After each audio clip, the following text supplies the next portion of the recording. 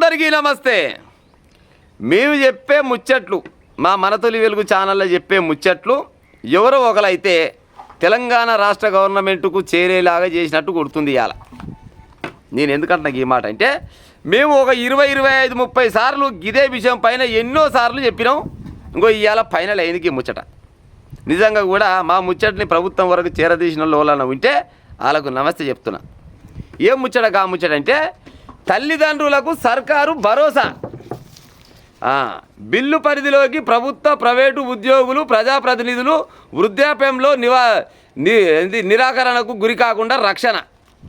Telangana employees accountability and monitoring of parental support act 2026 ఈ bill కంట cabinet ఆమోదం తెలిపిందంట.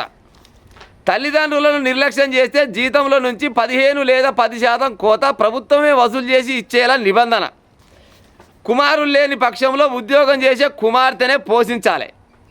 కొడుకు మరణిస్తే అత్తమామల బాధ్యత కోడలిదే. ఇంకో గిదే ముచ్చట నేను కానీ మా ఛానళ్ళు కానీ ఎన్నోసార్లు చెప్పినాం, వాళ్ళ చాలా వీడియోలలో చెప్పినాం. కానీ ఎటకేలకు మాత్రం ఇవాళ మాత్రం ప్రభుత్వం అయితే ఒక మంచి నిర్ణయం తీసుకుంది. ఎందుకు చెప్తున్నాం ఈ ముచ్చట అంటే ఇప్పుడు తల్లిదండ్రులు కష్టపడి చదివిస్తారు కొడుకుని. చదివించిన తర్వాత కొడుకు ఉద్యోగం వస్తుంది. ఉద్యోగం వచ్చినాక కొడుకు పెళ్లి చేస్తే ఇక మరి ఇది ఏమంటారు, అదృష్టం బాగాలేకుండా ఏదో రకంగా కొడుకు చచ్చిపోయింది అనుకో, ఆ ఉద్యోగం కోడలకు వచ్చింది అనుకుందాం.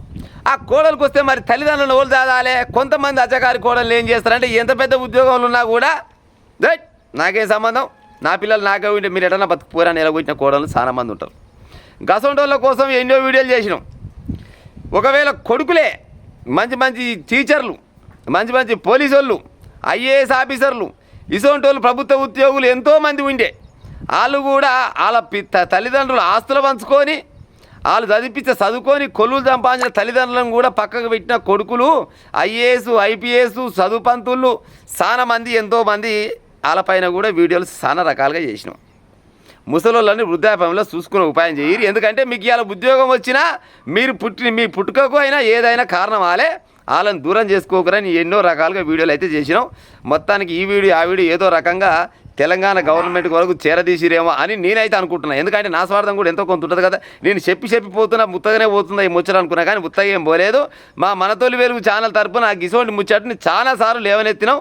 ఎట్టకేలకైతే ఇవాళైతే తల్లిదండ్రులకు సర్కారు భరోసా అని క్యాబినెట్ అంటే ఆమోదం తెలిపిందంట. నిజంగా కూడా ముసలోళ్ళు చచ్చతుంకలకు వచ్చినాక ఏం కావాలి, వాళ్ళకు బుక్కడు బువ్వ ఉండడానికి ఇల్లు అంతే. ఇక కాలం కూడా చచ్చినా ఎటబడి సాగు చేస్తారు. మళ్ళీ ఆ సాగు మాత్రం బందోబస్తుగా బరాబరుగా పుల్లు బ్యాండు బాజా పడాకులు మల్లెపూలు బిల్లెపూలు జోరుగా చేస్తారు. సచ్చినాడు 3 వద్దులకు పుల్లు తుంకలు పెట్టి దావా చేస్తారు. బతుకున్నప్పుడు మాత్రం బుక్కడు బువ్వ పెట్టరు.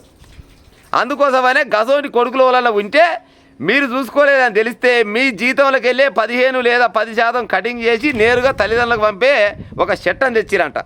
గట్టి అజకారి కోడలు వాళ్ళని చూడకుంటే ఉంటే కూడా ఉద్యోగం వచ్చిన కోడలు ఉంటారు కదా, వాళ్ళు కూడా అత్తమామలను చూసుకోవాలని ఒక చట్టం వచ్చిందంట. ఇదైతే మంచి చట్టమే అని నేను అనుకుంటున్నా. మేము చేసిన వీడియోల ద్వారా ఇంత మంచి పని జరిగినందుకు నాకైతే సంతోషంగా ఉందిలా.